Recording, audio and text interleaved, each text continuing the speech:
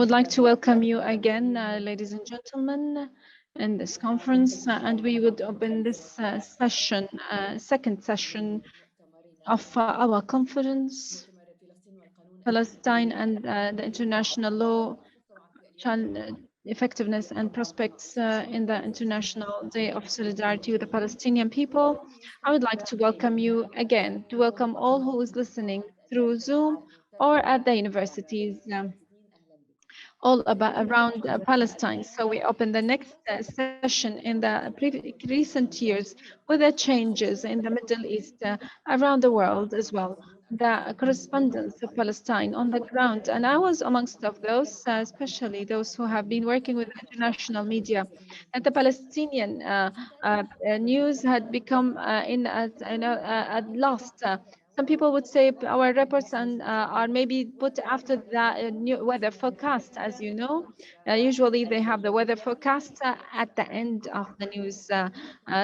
But this had changed completely with the latest events in May in Jerusalem and Sheikh Jarrah.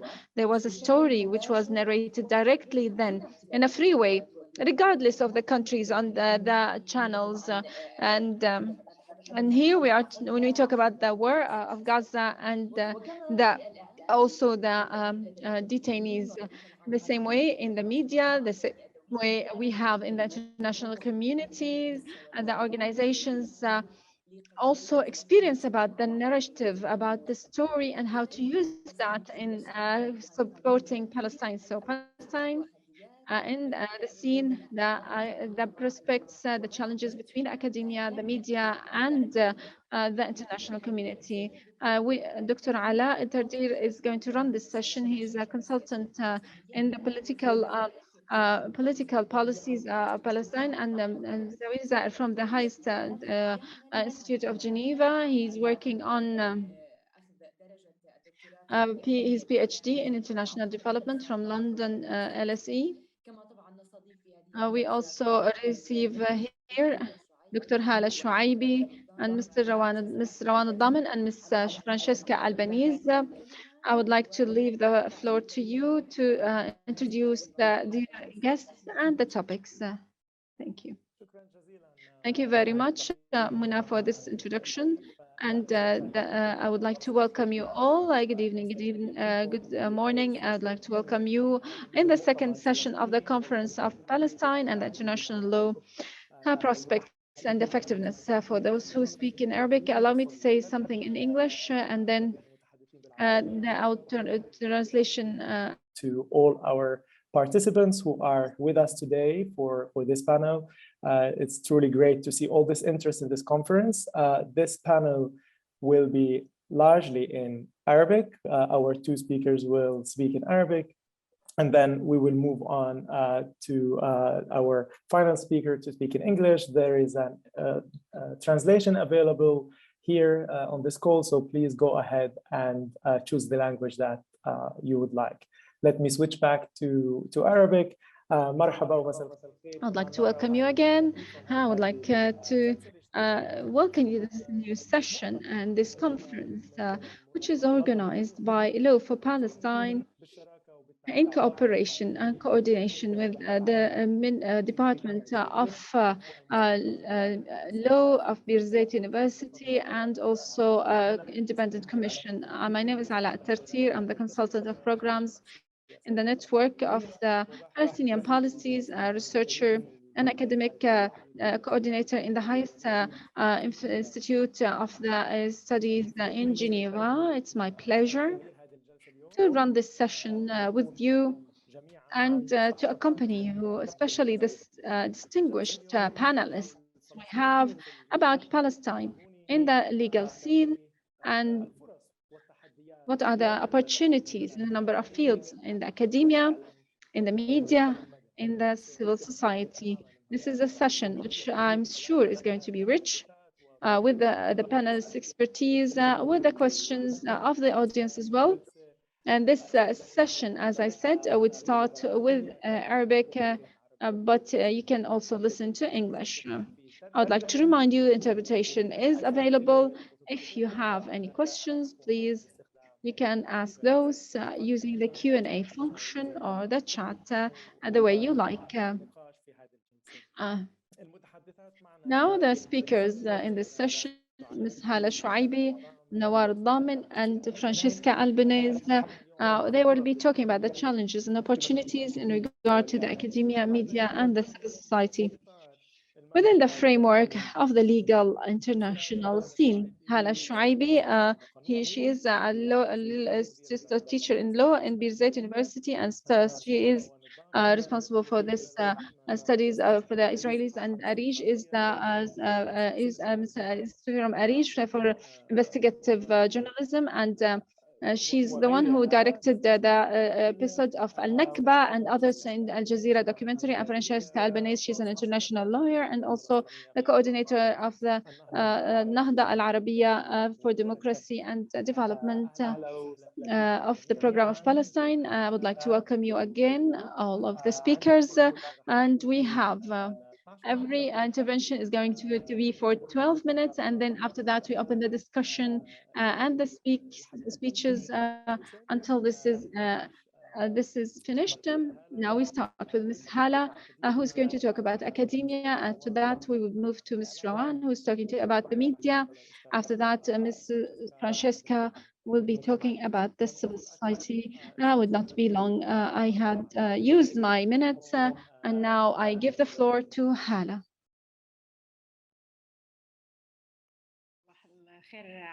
Yeah, good morning, Alaa. Or good evening, Francesca and Rawan, everyone in the amongst the people. I'm going to talk about academia and Palestine now. I will be talking about two important topics. First, how the literature and the arbitrated magazines have talked about the cause of Palestine, and second, how the universities are addressing this issue, how they are deal with Palestinian academia and the ones who support the Palestinian cause. When I went to the literature and to the academia, those books and articles which are known, we see the difference about how those magazines dealt with the Palestinian cause if we compare the departments. In general, you might have some arbitrated magazines which talk about ethnic studies, for example, the social studies, the modern social studies, they usually are more forgiving to the Palestinian cause, and the voice is more just in the way they deal with the Palestinian issue and the Palestinians. However, what I would like to concentrate on are the magazines which are related to international law. Specifically in this regard, the magazines of international law in regard to Palestine, they are usually more conservative than the other types of studies. And this and they partially, why do we see the difference? There are some reasons, amongst of which the studies like the ethnic studies, the minority studies, the social studies, the part of their development was that there were some people who were supportive of the Palestinian cause because within those departments, because their causes are already in place and in connection or related to the Palestinian cause. This is why we exist in those magazines more than in the magazines of the law. So if you are going to look at the legal magazines and the international curricula, if you study international law in international universities, you see the same thing. You notice two things. First, you don't have enough information about Palestine and about how to deal with Palestine. And this, the Palestinian voice usually is not present widely. And second, the Zionist narrative or the Western narrative, when we talk about the international law, is more present. For example, when we revise some of the lectures in regard to the international humanitarian law, and about how the international universities are dealing with the international humanitarian law, we see that a large part of their curricula does not talk about the political historical background of how those laws have been established and how they affect the conflict we have today, like in Palestine. What do you mean by that? if we are going to listen to or discuss the situation in Gaza, how the humanitarian international law have affected the war in Gaza, a big part of those studies are usually are just away, distant, separated from reality. They discuss law from the perspective of principles, not from the perspective of the reality, how this affects the people. They don't talk about how this implementation of law is different from a country to country and from a combatant group to another. And even when they talk about how this law affects the combatant group and that this is different than the countries, it comes from the perspective of the countries, not from the perspective of people who are under occupation perspective. Those studies, when they deal with the law, they are part of, in this way, they are part of the problem.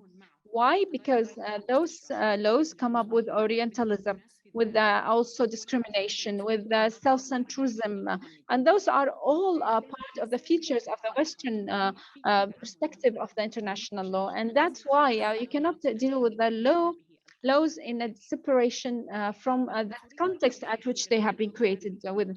The discourse of the West is clear in the way they deal with the Palestinian cause. For example, in 2009, Palestine have announced that they are going to be part of ICC. A big part of the discussion was, can Palestine announce this or not? And the discussion was, is Palestine a state or not? And at the end, the persecutor at that time stated that Palestine is not a full state, but this explanation or interpretation is more conservative interpretation. It is in harmony with the interpretation of the West about what is the state and how the groups within the state shall act. But some lawyers have supported the other interpretation, which is that Palestine shall be interpreted, especially in being part of the treaties functionally. Can Palestine be part of the Roma Statute? To do that, not to be because they have the definition of a state according to the UN, but because they can act as a state on the ground. But this opinion has not been very widely spread. This is an example which shows how the international law deals in a blind way towards the minorities and the groups of people, amongst of which the Palestinians, which are under the state. And also to be more just, now we are talking about the challenges and do we have opportunities? Yes, there are.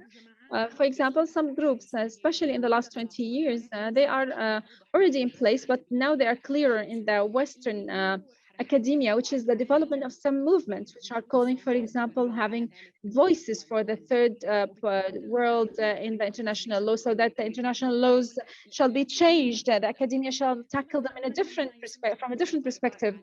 Approaches of the third world, 12, and the international law, 12. How do they look at the law? International law. So how do those 12 look at the international law? They look at the international law that it is legitimizing the Western hegemony over the third world. And this movement is spotlighting that there is an importance for humanitarian movement, and the natives movements and the refugees that shall affect the international law.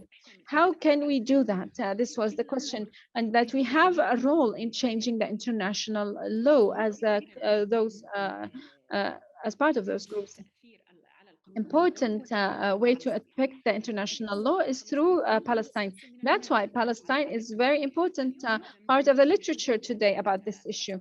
If you look at the literature, you listen to that Palestine is an example where you look at, or a case study where you look at how the international law have been developing.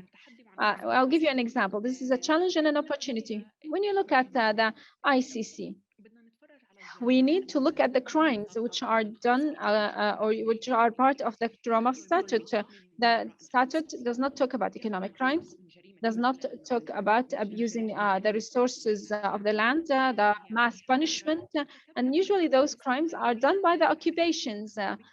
And that's even the Roma Statute, which had been created in 98 and had been enforced in 2002, did not have the full representation of the crimes. And this is a dilemma. other than that, we have a opportunity here. There's a crime which was included in Roma Statute, which is occupation. Why is this important? Settlement. Settlement is part of occupation or shape of occupation. And this is why we can hold the Israelis accountable in the Palestinian cause. And this is not just important for Palestine, but for all the countries fighting occupation, because this type had been included in Rome Statute. By the way, this was not by chance, without efforts. So many countries, amongst of which the third world countries, have been doing that. If you look back at the discussions of Roma Statute, there was an insistence of including settlements as part of the Roma Statute, and this is done by academia from the third world countries. The Western countries at that time refused to have this as part of the Rome Statute, but those academicians from the South have been capable of adding this statement. Now, there are opportunities and also there are challenges about how to teach the international law and how to tackle it in the magazines. By the way, when you look at the magazines, the sound of the Palestinians and the supporters of Palestine is not clear. And usually, if there are papers which are given for publication in regard to law and Palestine, usually they are refused in so many cases because, unfortunately, they are usually not the mainstream thinking or understanding of the international law. Second, I would like to speak about the tax or the value of being a supporter of Palestine at the universities in the West. Here you have two types of people who are affected. The active groups in the universities, for example, the Students for Justice in Palestine. And in turn, there are Palestinian academia and the supporters of the academians of Palestine. We noticed that during the last few years, there are more restrictions, more pressure against those supporters of Palestine at the universities. For example, there was a report from the legislative or constitutional rights, looks at from 2014 to 2015, how many cases of restrictions or pressure done against students, Palestinian students. There were 300 cases in less than a year. 85 of them, they were against teachers and students at the universities themselves in over 65 American universities in less than 1 year. This was the number of people who have been restricted and pressurized at the universities. So there is more pressure recently on the students who support Palestine. First, because they have a loud sound or voice, so people might be affected by them. And we have noticed that this is the new term in the last few years, progressive accept for Palestine. So many academians who have progressive ideas about gender, they might have environment as well as others. But if you talk about Palestine, they stop being progressive. So progressive except for Palestine, they become more backwarded. In return, the academians, Palestinian academia, the supporters of the Palestinian cause as well, they are affected. We noticed in the last few years, the number of Palestinians who have been sacked, have their assignment have been withdrawn, as Zanaita, Valentina Lazarov, who had worked on the Palestinian cause. They have been sacked from the Canadian and American universities, and so many others have been refused or denied being teachers at the universities. Again, yes, this is happening. Nonetheless, does not mean that there are no opportunities. I'll talk about a small thing, which there was a small transformation through Sheikh Jarrah. At the time of Sheikh Jarrah, we noticed now that there was a shift, which was done by the academians. I wouldn't say a shift, I would call there were more presence of the academians on the international level. What we had then, over 25 statements from universities and departments around the Western world have been issued, which request to apply the international law against what is happening, against what's happening in Sheikh Jarrah. This means that some of those statements have been signed by over 400 or 600 academicians. An important thing to notice that if you look at who are those academians who have approved those statements, you would notice that part of this has been issued by programs which are ethnic programs, for example, gender programs, gender departments, people who study sociology, and the least numbers where it came from the departments of law. Some people who are specialized in law have signed those documents. However, we cannot see a full department issuing something from a legal department. I would stop here, and if you have any questions, I would answer those later. Thank you very much, Hala. There was a quick question in this regard before I move to Rawan from Basil Faraj. He's asking, how can we participate in protecting the Palestinian academia from being sanked or kicked out of the universities because of their support for Palestine, for their soil and land? Can you say this in 30 seconds? Give us ideas about how we can do that? First, we need to take into consideration that we need to have lobbyists for the Palestinian cause. This is the first thing. When you have other voices other than Palestinians, it would become easier to face those voices pressurizing the Palestinians. And second, the universities or people at the university shall refuse such kind of sanctions. They shall have mass stances at the universities, like Sheikh Jarrah. When those statements have been issued, the universities retreat, especially if the ones who are issuing those are very important professors, official professors at the university. So lobbying and advocacy is very important here. Thank you very much, Hala. Thank you for committing to time. Now we move to another point, something which is very important, especially talking about Sheikh Jarrah with Muna and Hala. Now we move to media. Rawan, tell us more about the problems, about the challenges, opportunities, perspectives, and how can we use this very important space based on your previous experience. Rawan. Thank you very much for that. I would like to thank first the organizers of this conference and that they have could in such very difficult times to bring us all together in virtual reality to speak to each other, and they brought the best of each field, and I'm very interested in listening, and Alaa is a very important friend. We used to be in Ramallah together in Palestine. We were when we were children. We never get old, me and Alaa. So it's not about us.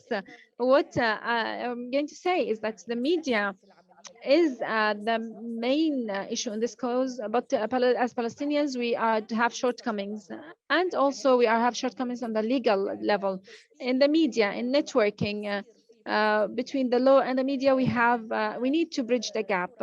I'm so proud that I've graduated from media and social studies from Birzeit 20 years ago. And this was before I did a master's in documentaries in England. When I went to England, I said, we've learned everything in Birzeit. I always say that our university had a lot of opportunities to study, to learn. Those opportunities in the West are for research and the libraries. However, if you look at the academians about the main skills, practical skills which you need in the media, I always say what we have learned in Birzeit between 97 and 2001 was amongst the best things I've learned, and this is up to the international standard. I'm so proud of this university. The old new dilemma, I would divide it into mistakes, then challenges and opportunities, because we had mistakes. Other than the challenges and opportunities, we committed mistakes, and we need to concentrate on the Palestinians' mistakes specifically, and the ones who support Palestine, not the ones who are against Palestine, because those are our responsibility. First, our mistakes is we are not concrete, we are not accurate. We think that this is concrete, right. So if you talk about the injustice which happens in the field, this is enough. No, this is not enough. Just to talk about the injustice, you need to do that in a very concrete terms, specific terms. There are so many injustices The Israelis are killing people from distance zero, and this is high injustice. And this is why Palestinians and the supporters of Palestine feel that they need to overreact in this field because there is a big injustice. This leads to a lot of problems. This is why being concrete uh, on the level of what happened, on the level of the visual and the auditory representation. You shall, when you talk about the cutting of trees, of detainees, demolishing of houses, Yafa problems, about what the sabotage of Akka, the old city, all this shall be spoken and narrated in a concrete, specific language. The language itself in English, in Arabic, you have a problem. When we are the cause holders, when you don't have good Arabic, we don't have good English, we cannot express ourselves because your language is your personality. Your language is expressive of a personality. You need to be concrete on the level of the information. You cannot say around or about or whatever. Even we talk now about the day, the International Day of Solidarity with the Palestinians, 29th November, because this is a very important day for Palestine. It is linked to the division day, to the decision. Now, if you ask in the street, in Ramallah, in Khalil, in Akka, what is this division decision? What was it exactly? What is the problem in this decision? Which is still in negotiation. And politics, this is something which is still talked about. We don't see that there is no specificity. Even when we talk about the bribe of America, the blackmailing, the pressuring of some countries so that they be with this decision, although this is not binding and this is not a Security Council decision, this is just the General Assembly decision. So this is a decision Israel wanted to announce their action. So it was they did want this to inform. They never cared about the border, which was described by division. So Jaffa and Haifa were part of this by the division, but the Zionist movement with their army, they were on the ground 10 years before that, preparing themselves for the war. They didn't care about the borders drawn by the division. When we talk about the division, we say this is part of the Arab, this is what the Jewish state, and we don't look at what was behind it. Arab state, Israeli state, for the first time, it appeared in the General Assembly in this manner, where in 47, and it was done just to erase Palestine as a state. But no one talks about this. Amongst the most important bad things it did is that it erased the word Palestine, and this is happening until today.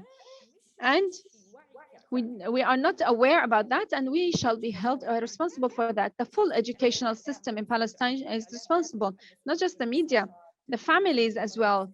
The cultural centers are responsible. The educational centers, the universities, the schools shall be held responsible. You cannot go to Birzeit University and teach for a month the students, and then you notice that those students who have in the first grade are born on 2000, and they are studying media. And I went to class and I said, there is next to you a hall called Kamal Nasser, a hall. Now let's have a story about Kamal Nasser. I was shocked that 20 students 18 years never knew who is Kamal Nasser. This is not possible. Those are mistakes which cannot be Israel cannot be held responsible for. The Zionists cannot be held responsible for that. We cannot say the occupation is responsible. It is our responsibility. This is a historic mistake in regard to information, specificity of the information, expressing it visually, and in how to present it. Sometimes the information is correct, the visuals are correct, but how you use it gives the wrong impression, gives the impression that we need to shout together. Our cause is not about crying out, it's about rights. That's why the spirit of the media is very important. It's not about just the concrete, real information and the concrete photos with the concrete names, with the guests who give you the reality, but the spirit of building this is the most difficult. We have a problem here. we have a problem. After years, we still see that the content which can live for long are very little, which can be used in the academia. Those are the mistakes. I believe we shall have a real will to change. Challenges are unfortunately increasing in the last 20 years. The challenge in presenting the Palestinian cause in the media has been increasing and not decreasing.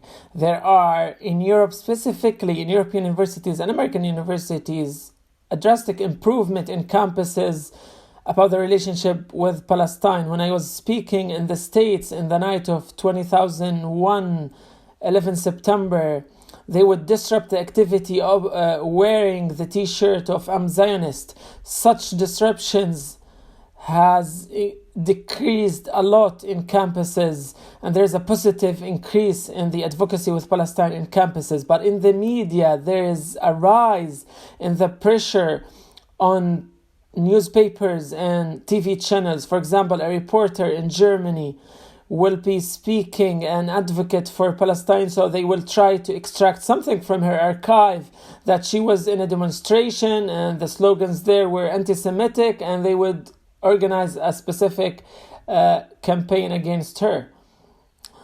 Such attacks and pressures since 2008, there is an escalation that's studied, systematic, and planned out. It's well thought. There is money spent and people planning. For example, in the Netherlands, there is a fact here. They compiled a list of 106 individuals who made a statement where they were non-Arabs and Arabs, and they followed them one by one. For example, you are a parliament member, where's your party, where's the budget comes from, and they follow them for years, to the degree that this list, no one on this list retains his job today. Do we have, as for the proponents of Palestine, a strategy here? For example, if we see an actress who would speak about Palestine in Hollywood, would we do something systematic to support her? No, we're just waiting for people to support us. And you know that Zionist institutions have a specific strategy here, and Zionism is much bigger than Israel. They focus on non-Arabs. They target them specifically because they can ruin their efforts as Israelis, and they work bit by bit. It's not necessarily that you get dismissed from your job, although that there are people who got dismissed, and this recently has been happening in Germany. This is the challenge. You are anti-Semitic, or you wrote something in Twitter and we found out after 10 years that this is a hint about something illegal. All of that has been increasing.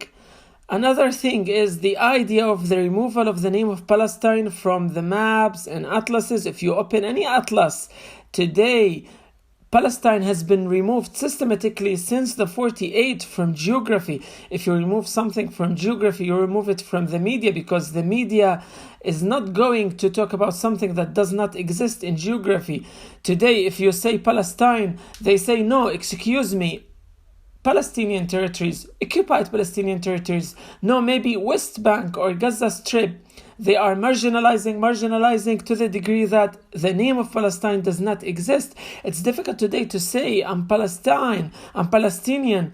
Oh, you came from Mars, because there's nothing called Palestine. When we change geography, we influence identity. The media is expressing reality. So the French media needs the name of Palestine in geography, otherwise they cannot talk about Palestine. For this reason, there's a challenge about the name of Palestine, and we have to focus on this challenge, because each challenge is an opportunity. The accusation of anti-Semitic, and this is a wholesale system of war. The second thing is the name of Palestine, and the third thing is the shortage of materials in the archive systematically, and making the archive expensive. So you, to get access to this archive and narrate your story, that would be very expensive. Any footage of today is the archive of tomorrow. maintaining the archive, the precision, the indexing, and the location of documents, the audio, and all the efforts within the oral history that has been worked on by the American University in Beirut and Birzeit University, if they are not well archived and accessible after 100 years, they are meaningless. There is a real deficiency in the archive and in our awareness of the significance of the archive. You would see a grandparent who would, after dying, all his materials will be thrown in the garbage because his grandsons don't realize the significance of all these materials. This include newspaper clippings, VHS videos, and all the other materials. We should not forget that with the evolution of technology, we lose content that is stored in a media that are not playable today. For example, of the floppy disks that Birzeit University had, floppy disks are no longer playable now. The same applies to VHS and the recordings of the first Intifada. Where are the photos and videos? So the lacking of materials or having the archives scattered and not caring about digitalization, this is very significant, and whole states work on this when we have states, but the problem for us is that we don't have such institutions to focus on such materials, and this would lead to have nothing to build on in the future. The risk is that the first generation is over and the second generation heard of the first generation. But what about the fifth or sixth generation? If there's nothing tangible in their hands, the photos and videos and documents, if they don't have that, they don't have oral history. We should not forget that we're not talking about only Palestinians within the Palestinian territories, but also in the diaspora. Those are crucial challenges, and we have to work seriously on this. What I see, unfortunately, that all initiatives are disorganized and disordered, and we cannot talk about a real project on archives or such things. Let's discuss the opportunities. All the challenges that I talked about can be transformed into opportunities. There are opportunities that we can seize right now. For example, we are breaking loose from the power of news agency. A new cheap media is breaking in, and the challenge here is that we are talking about social media. They are bigger than empires. I call them now new empires of Rome. All social medias, they are controlled by algorithms. In fact, there are political agendas there. It's not only technology, but still there is an opportunity. For example, me as Rawan, I can with a camera, a mobile camera, I can be a reporter. It's no longer the preserve of media professionals. Any citizen can be a reporter if he has access to photos and videos. Would you imagine that each channel has a reporter in each city? For example, if you are a citizen in Jenin, you can be a reporter there. This person, if he is trained with carefulness and he has fluent language, he can be a reporter with costs that are really cheap. You don't need advanced computers or advanced cameras. This is something that has changed only in the last 15 years, that the costs of the media has been dropping drastically. This is a real opportunity that we can use to deliver and convey our narration and our narrative. A second thing is the using of the media in education. And this is an initiative that I was interested in along the way. For example, documentaries like Nakba, Ashab al-Bilad, and Shams Oslo, can we transform them into educational materials? Alaa was one of the big first people to pay attention to this.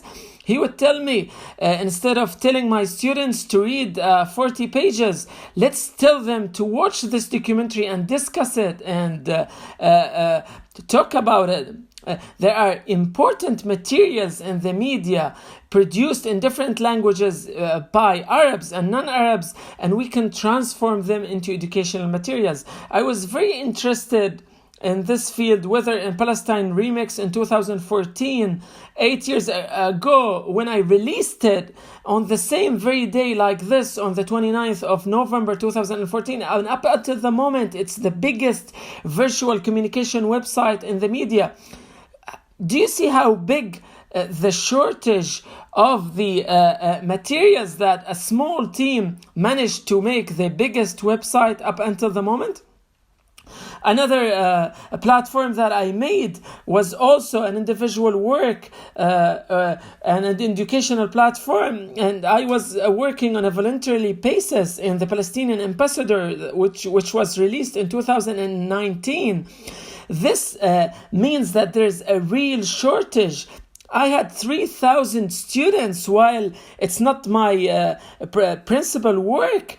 This means that there are 3,000 people who are interested enough to attend 8 units for 60 hours.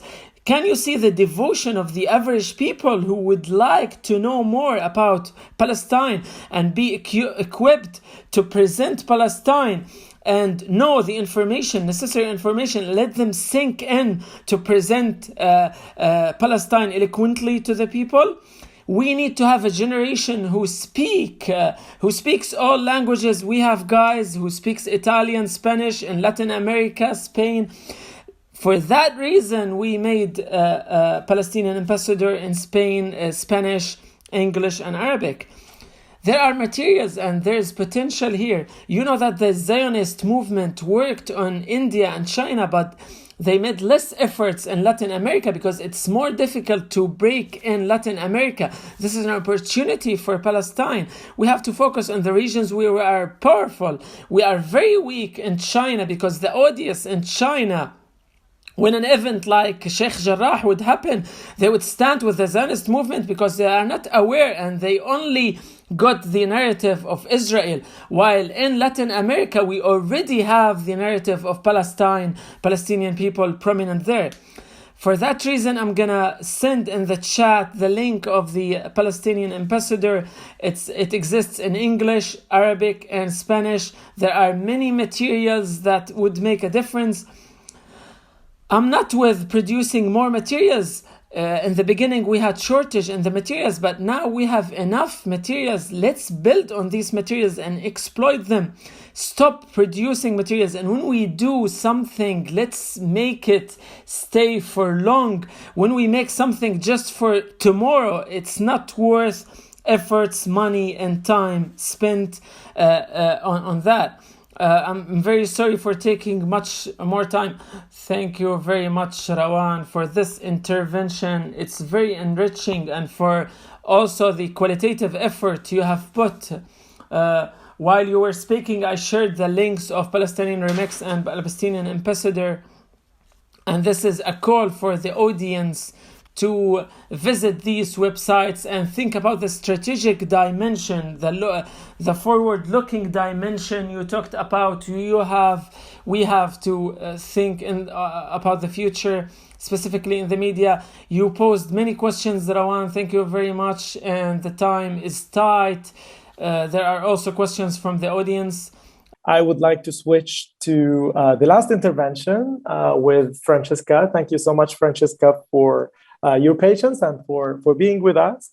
You will take us to a third domain. We discussed academia, we discussed media, and the third domain is the civil society.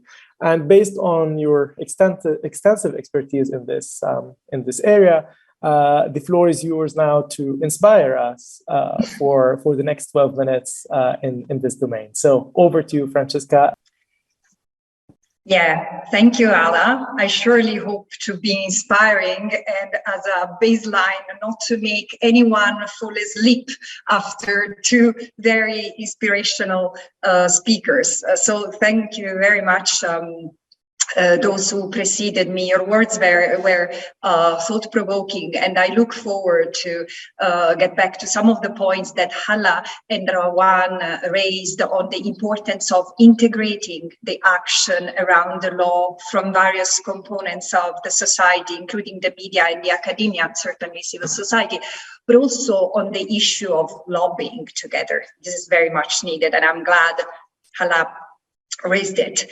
Before I move forward, I would like to express my gratitude and congratulations to Law for Palestine, who organized this amazing conference, which is so well thought and professionally organized. So mabruk to you all. I'm really honored and humbled by the invitation to be in this conference and to be in this panel in particular, as I always am when I speak to Palestinian audiences and especially Palestinian lawyers on an issue which is so essential to Palestinians' protection as the function of the law. The organizers have asked me to bring the perspective of the organization I work for, which is ARDD, Arab Renaissance for Democracy and Development, which is a legal aid organization and a think tank based in Jordan, where I lead the Question of Palestine program. And it's becoming an example of a civil society organization using international law to advance justice in Palestine and for all Palestinians, not only in Palestine, but dispersed across the world through a variety of actions and platforms.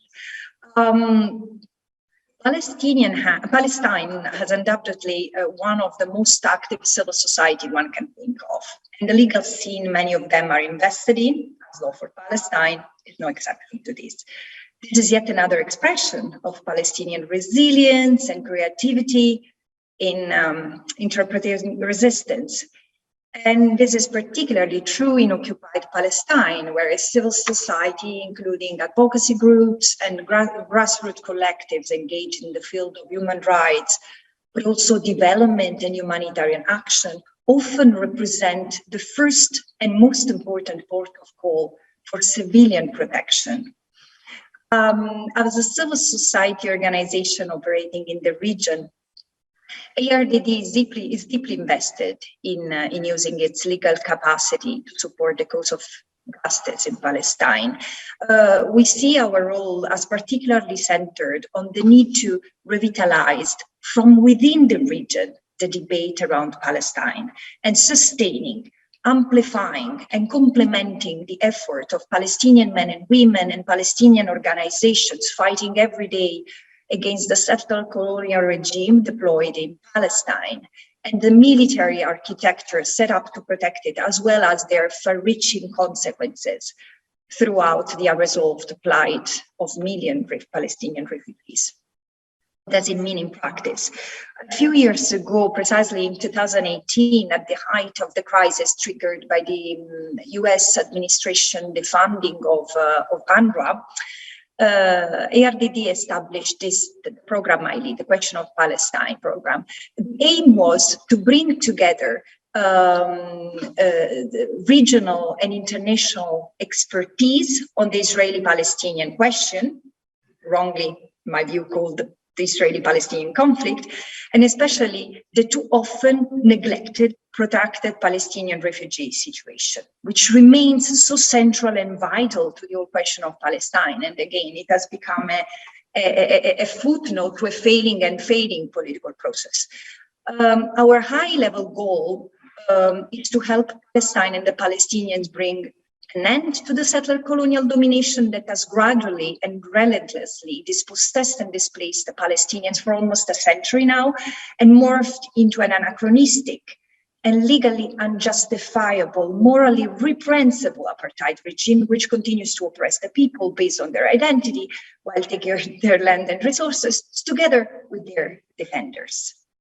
So what we do, what we invest ourselves on, four main objectives: reorienting the public discourse through better education and awareness raising. And this goes directly into what both Hala, but particularly Rawan, was saying. It's all about words, and we are captive of words in this context where it's so difficult to marginalize and ostracize the Palestinians from the debate, as they were those who always had to justify their actions and their own existence. So we try to use the law to reorient the discussion, and I will elaborate on that in a minute. The second line of action is networking for joint critical thinking and action. So over the years, we have put together this global network on the question of Palestine, which now is a collective of 80 among the most active intellectuals from various professions on the question of Palestinian organizations. Again, this is a fluid community where our intention is exactly to support advocacy and to strategize, to make lobby, because again, this is very much needed. The third is influencing policymakers through better research, advocacy, and dialogue. And over time, our main targets have been UNRWA, which is very poorly understood and commonly criticized, not always for the right reasons. So, but still very important to the life and reality of millions of Palestinian refugees in the region, and not just for humanitarian assistance, in my view. And the other actor on which we are focusing right now is the ICC, so as to make sure that in its investigation it doesn't miss an opportunity to consider the reality of Palestinian refugees as part of the criminal reality ongoing in Palestine. And the fourth is supporting communities, Palestinian refugee youth through legal aid, empowerment activities, and livelihood support. So in essence, we think that the law should be the compass and sword, so to speak, to achieve these objectives, as international law shall be the syntax to expose the reality and address it in courts, as well as in international fora, in the diplomatic as well as in the private sphere. So in some examples of the way civil society can and should use the law is to create information, and again, to reorient the debate around the question of Palestine, presenting it through a legal lens, further exposes how international law in the region has been, as Victor Katan and Michael Link often say, closer to politics than to justice. This is true, but this is not an immutable fact of life. Can and must change. Law is what can and should shift the discourse and advance toward resolution of the current impasse. And civil society involvement with law should be sort of claiming back what has been lost, justice and accountability in the so-called Israeli-Palestinian conflict. So continuing to expose the reality of children under detention, the treatment of political prisoners, as well as the daily and endless series of violations that go on in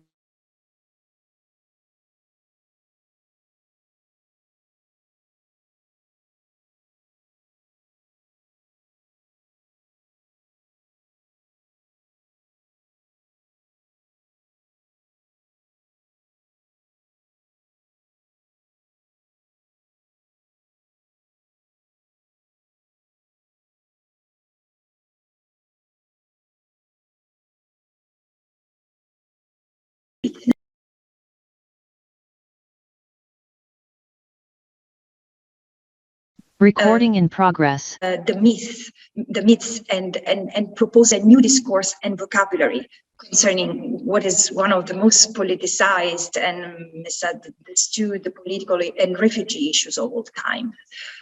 As an example of it, we have recently started a partnership with Birzeit University and naturally with Law for Palestine to hold a variety of academic courses for professionals, diplomats, journalists, practitioners, and researchers alike, and Palestinian youth on various aspects of the Palestinian questions and building on the expertise of the various people connected to our network.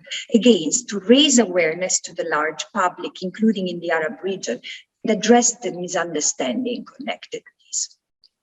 The second and very important use of the law that the civil society can make is to protect, in addition to continuing advocating and mobilizing around the current reality on the ground that the Palestinians experience. And unfortunately, not only or no longer at the hand of the Israeli occupation also, there is this need to again, address the use of the law to shrink the space for civil society. Civil society is ultimately made of defenders. As I said, a port of call, which in Palestine is necessary to ensure what no one else ensures to the people, protection. So there is a need to mobilize and federate with others, to create coalitions to make sure that effective protection is delivered. Secondly, sustain legal action. There is a need to explore how to ensure justice to all those who partake into the settler colonial paradigm and apartheid. For this, a clear legal strategy and concertation is needed. Legal organizations in relevant jurisdictions, particularly in the West, should consider taking up cases against both the architects and the key actors of the legal situations in Palestine, including the settlers.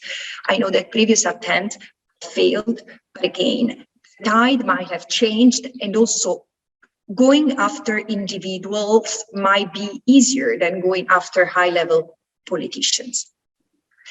Third, legal protection is essentially for, as I was saying, human rights defenders. The case of the criminalization of the 6 human rights civil society organizations in Palestine is yet another example of the persecution that has been deployed against the Palestinian and those who defend them.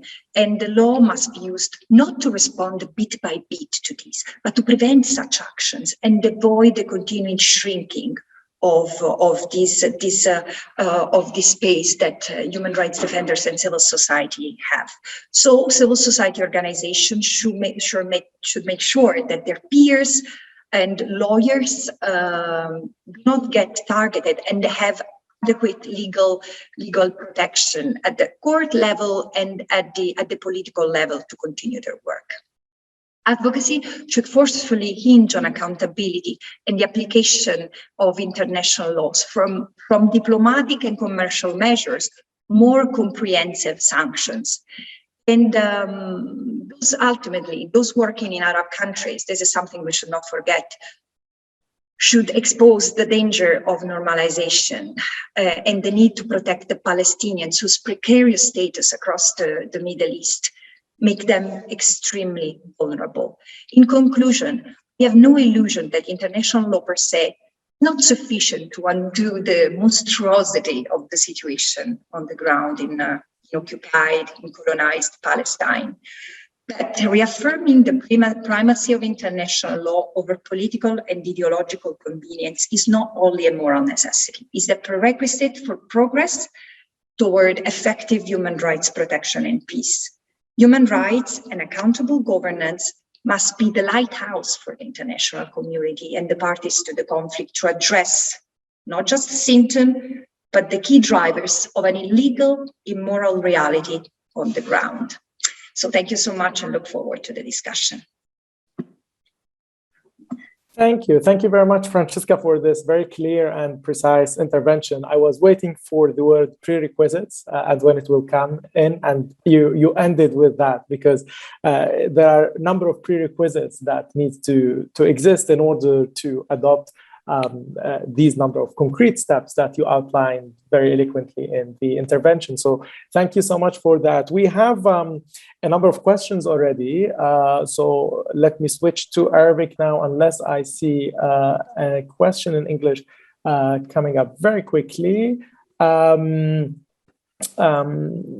Let me start with, there are 7 questions at least. We have around 15 minutes. We have a bunch of questions. I would start with the first question, Hala.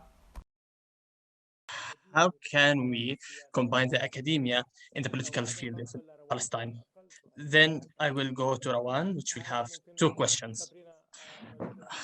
Hala, can you please share with us your ideas how we can combine the academia in the political field? I have released an article regarding this field.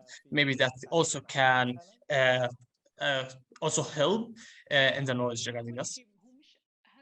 At first, this is not the easiest question. Maybe we can say the academia can participate in politics, but it's a two-sided sword. And academia is someone who have knowledge, and his voice should be more of a critical voice regarding rules. So his existing as a voice in the street and in general is important because he should be uh, move forward uh, ahead of government regarding their rule. But there's also the fear that if we combine the academia and politics, their voice will not be clear. So how can their voice rule in politics clear? There's something very important we can say as academia, our role as academia, our uh, uh, our written for article, written in open sources, our written in thinking banks, our existing clearly in these places where we can reach people. And there's also other voice that talk about the academia being in the government as law creating, which may be good if academias create books and help government with the way how to deal with the international law, for example. But let's also have disadvantage because this voice can be lowered down because this voice can be against the voices that they want the general public to hear. There's a point I want to stress on that in the last few years that we became part of international treaties, and here's a very important tool for academia in the way to deal with this report. We can see that the humanitarian organization play a great role, but academian not really. And here we can invite academian, they're not really being invited to these treaties.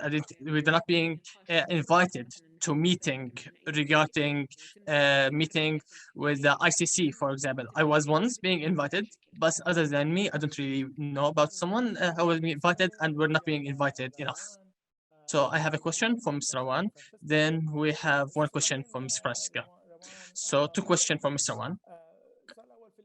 The first question, in the last action, we have saw a great amount of violence against media, uh, even killing and destroying tools for making the Palestinian cause being reached. This is a big question. And the second question is regarding how we can work in facing the media challenges, especially foreigners that with the Palestinian case, and how we can protect them from how we can protect them and how we can use this subject.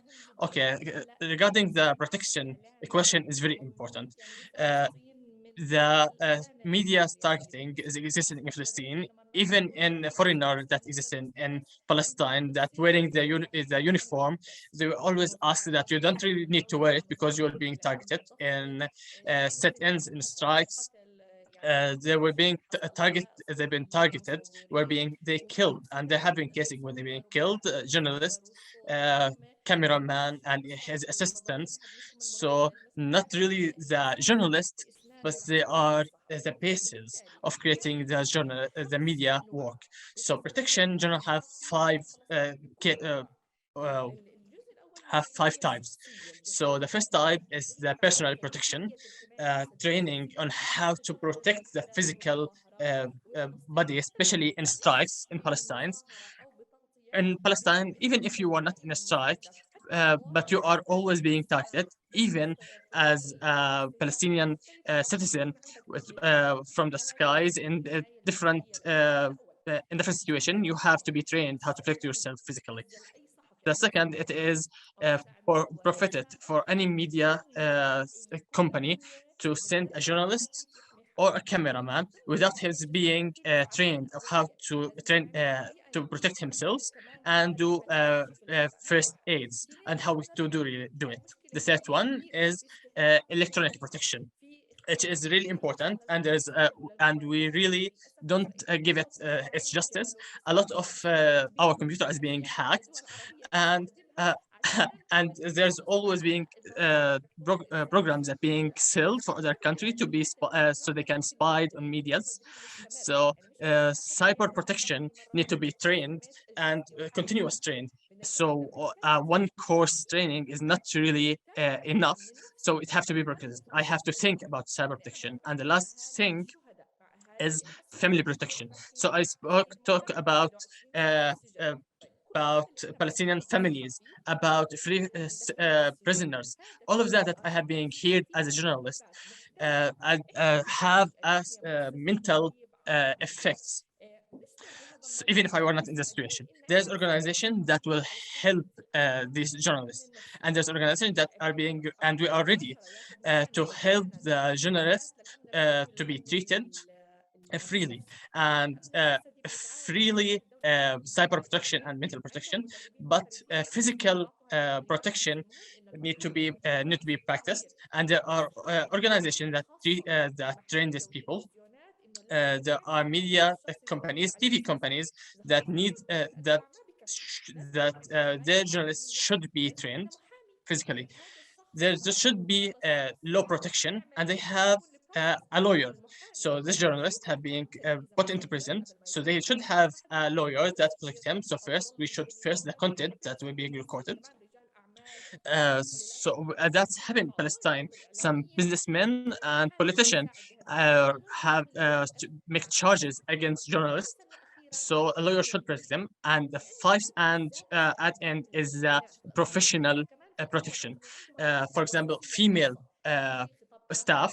So because they have special protection because there are intimidations. So it's very important for her to train how to protect herself. So there are a lot of female journalists have get out of this field. An example will be Dalila Khalaf, which is a big name. She was a big name that she was in journalism. She just get out of this field and went to America and have a family. And one of the main reasons for that, there are no really any protection for her. So one of the main that they should have protection for the medias in Palestine. So we should have a protection with these five fields. So regarding the second question, that's very general and very big. So I am with that. Everyone should learn how to do that. Not so. Right now we have more than 150. There's more than 700 that registered for this conference. If every one of us have done something, Palestine will change. We should not really wait. Al-Shabaka is one of the biggest successes. Alaa, can you please speak about this? Maybe Al-Shabaka is a small project, but it done a global success. So it's not really hard with the condition that I am working hard and to deal with every changes. Thank you very much, Ms. Rawan, and for speaking about Al-Shabaka and about Palestinian. Here I will be sharing the electronic link about Al-Shabaka. Al-Shabaka is a platform for sharing ideas. It has been around for 10 years. It's a small seed.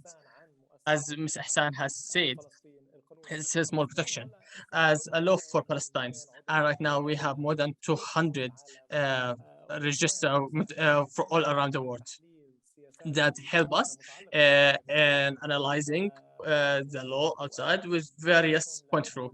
And I inviting you to visit this website and look with the different views that being provided in Arabic, French, English, Italian, and so on. And there's a big point that Rawan has said, which is right now more than any time is the time to work. All of us should work together and build upon each other work.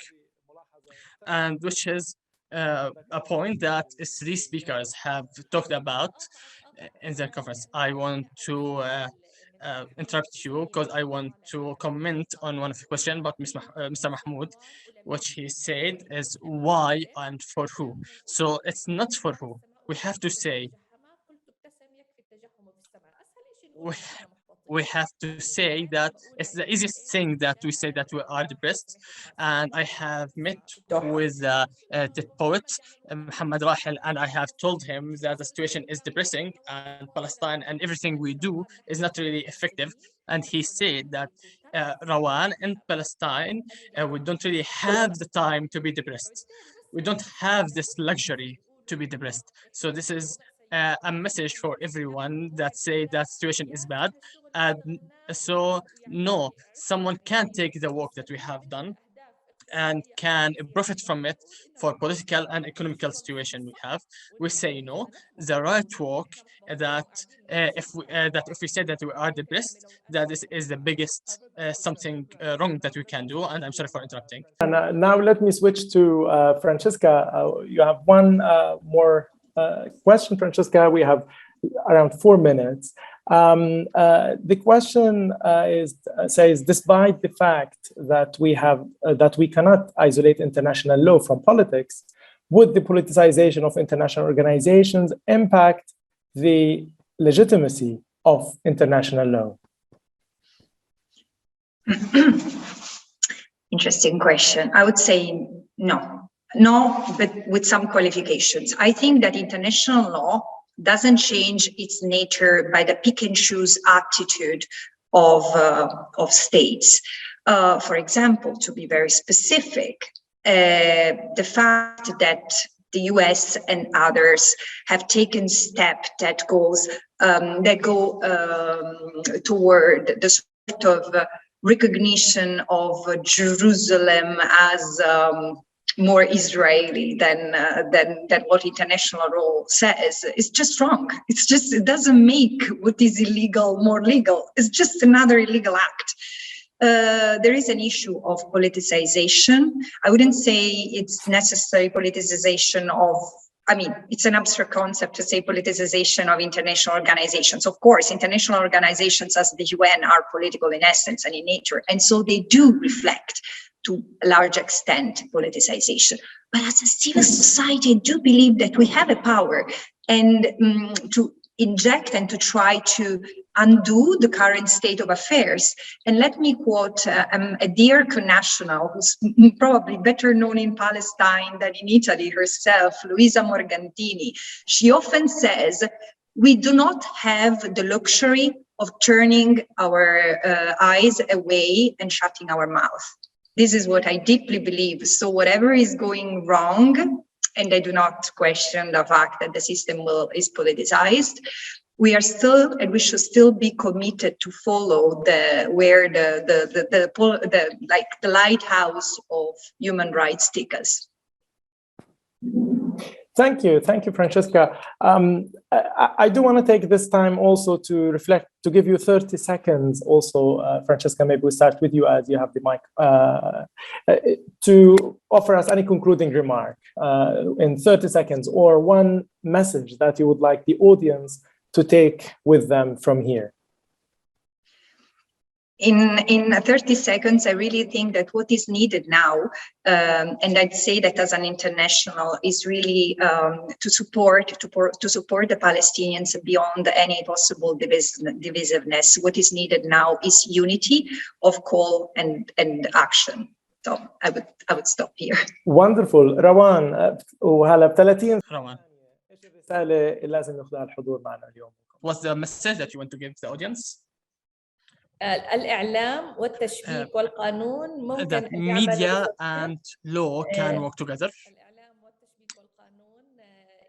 Media and law should work together to achieve something good. Our case is just, and we should believe in the tools and skills that we have and use it in the international field. Thank you, Hala. In 30 seconds, I think I will say my message is the international law is the make of the strong, and how it is right now exists is not necessarily in our side. So we should rewrite the international law and write it from our point of view, whether it was from media and how it was. So the main point that we have to revise the international law and rewrite it. Thank everyone for all the speakers, and we apologize for the audience that that asked questions and did not really answer it specifically. And there's more talk that we will have. There are more talks that for talks and speeches that start from many years ago. So that's the main message that we want to talk through this conference, in these sessions and these days.